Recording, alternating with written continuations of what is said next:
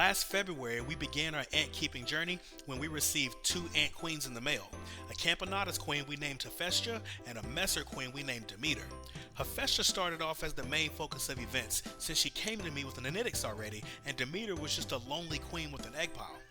To be honest, not a lot happened with Hephaestia's colony last year. It seemed like every time a new worker was born, one would die so her colony wouldn't grow. Demeter's colony, on the other hand, seemed to explode in population once her first Nanitics arrived, and they quickly became our favorite colony. We also covered how to make a mealworm farm so our ants would never have to worry about going hungry, and when November came around, it was time to hibernate our colonies. We bought a mini fridge to keep them in until the end of February. That's where we're at now, and the time has come to wake up our ants. Oh, and stay tuned for a season 2 surprise that I know you're all going to be excited about. Opening the fridge, we see the 2 test tubes that we put in last year for hibernation. The temperature's a bit warmer than what I wanted it to be. This fridge keeps the temp 30 degrees lower than what the ambient temperature of the room is, with a minimum of 40 degrees Fahrenheit. Well, my room is very well insulated, so the temp is warmer and caused the interior temperature of the fridge to be around 45 to 50 degrees instead of 40. This is okay though, as it's still cold enough for the ants to slow down. The first colony we'll be looking at is Demeter's colony. She's our Messer barbarus or harvester ant colony from Europe. As you can see, the colony survived its first hibernation. Yes! They're moving a bit slow because of the cold temps, but once we get them warmed up, they'll speed up a bit. We can even see the seed queen herself moving once we get the camera in focus. Just look at how big she is compared to her daughters. I say daughters because contrary to what the movie Ants would have you believe, all worker ants are females.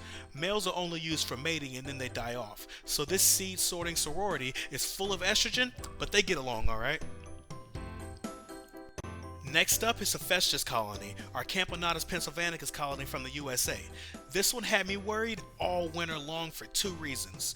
One, they failed to grow in population last year, so if anything went terribly wrong, it would probably mean the end of the entire colony. The second was that they refused to move out of this dry test tube. I shined a light on them for over a month and they wouldn't budge. Because of this, I had to give them a wet cotton ball once a week to ensure they didn't die of dehydration. I'm very worried about these girls and will be giving them extra attention to try to get them back on track. If you have any tips for me on how to get a stagnant colony to grow, please let me know.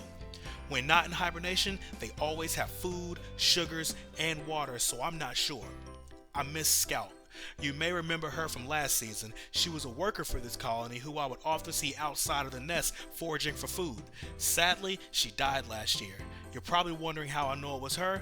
Well, she had a broken antenna, so she was very distinguishable. Rest in peace, Scout.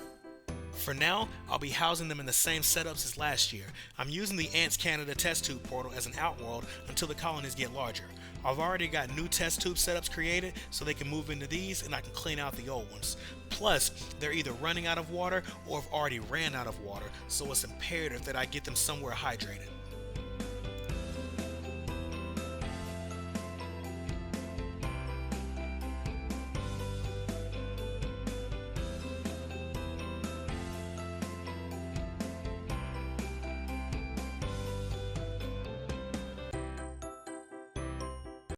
This season, I'll be using a heating cable that I got from Amazon to help keep the temperature inside the nest at a consistent temp during the day.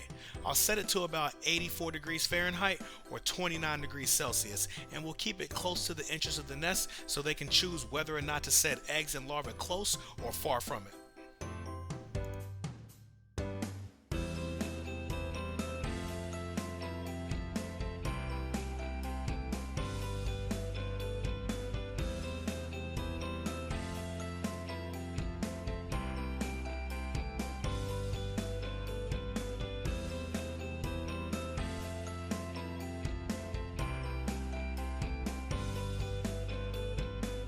Now it's time for that surprise that I mentioned earlier.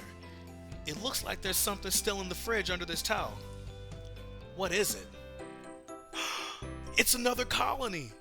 Yep, we've got a Tetramorium immigrants colony to add to the channel. I'd like for you all to meet Queen Nyx. Keeping with our Greek names, Nyx is the embodiment of night. I named her this because of how black and shiny her exoskeleton is.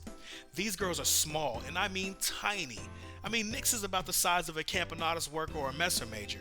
The workers are about 3 millimeters long and the queen is about 6. So I'll be investing in a macro lens so we can get better footage of this colony in the future because I know they're pretty hard to see right now. This species is very common in the US. They're known as pavement ants, and you've probably seen them in the cracks of sidewalks eating scraps of food that humans have dropped. They grow extremely fast. I'm talking about egg to worker in about 4 weeks fast. That's a big difference from our Camponotus colony, which can take months to grow. These weren't sent in the mail since it was so cold. I found someone nearby online selling them and I drove out to pick them up to ensure their safety. They've been hibernating from December until now, so they're ready to get started and I'm ready to help them.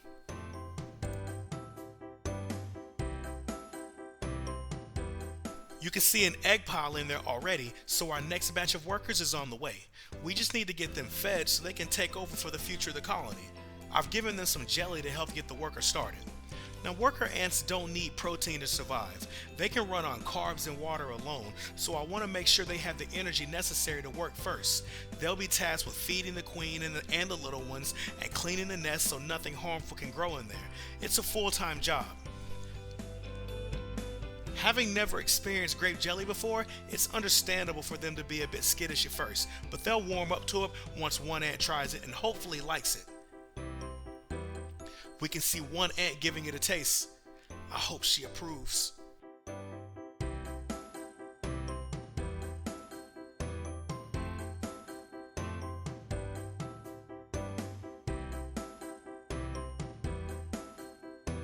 Skipping forward a bit, here's Demeter leaving the old nest to go into the new one that I have covered up. It should always be this easy. Just shine some light and let the ants do the work. This is why the Messers are my favorite.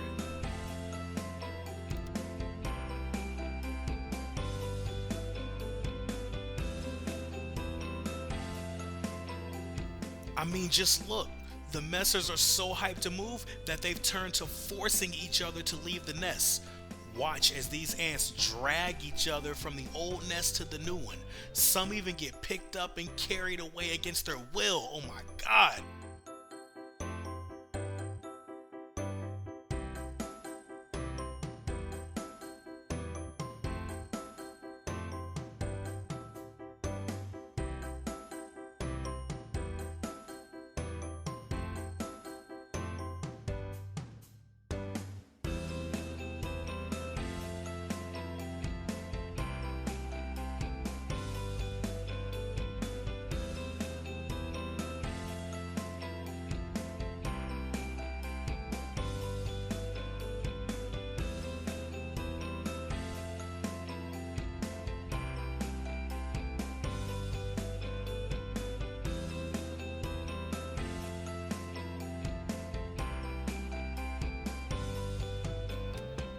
Once they got moved, I gave them some crushed seeds for them to chew on.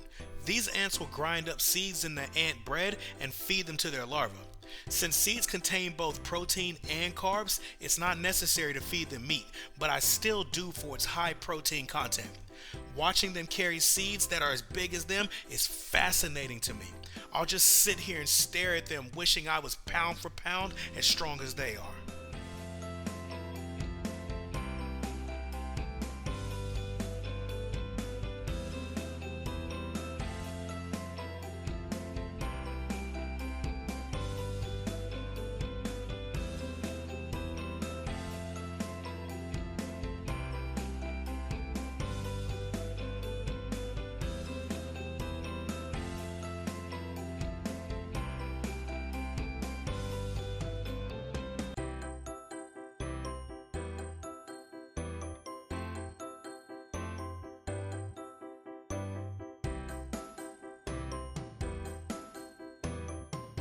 As expected, Hephaestus' colony is moving much slower, still working on coming out of hibernation. I've given them some honey to try to speed up this process. I'm afraid if they don't move soon, I'm gonna have to force a move. This can be done by either dumping them in a tub or by using a Q-tip to move them one by one. I'd hate to have to resort to this, but I'd rather them be unhappy for a short time than dead. I'll keep you posted on the future of this colony, but in the meantime, I think we'll be focusing more on Nyx and Demeter until I can get Hephaestra on the positive track. This hurts the worst because this was the colony I initially ordered and it's doing the worst. Well, that's all I have for you today, USAnts fans. Be sure to tell me what your favorite part of today's video was. My favorite part was watching the messers drag each other into the new nest.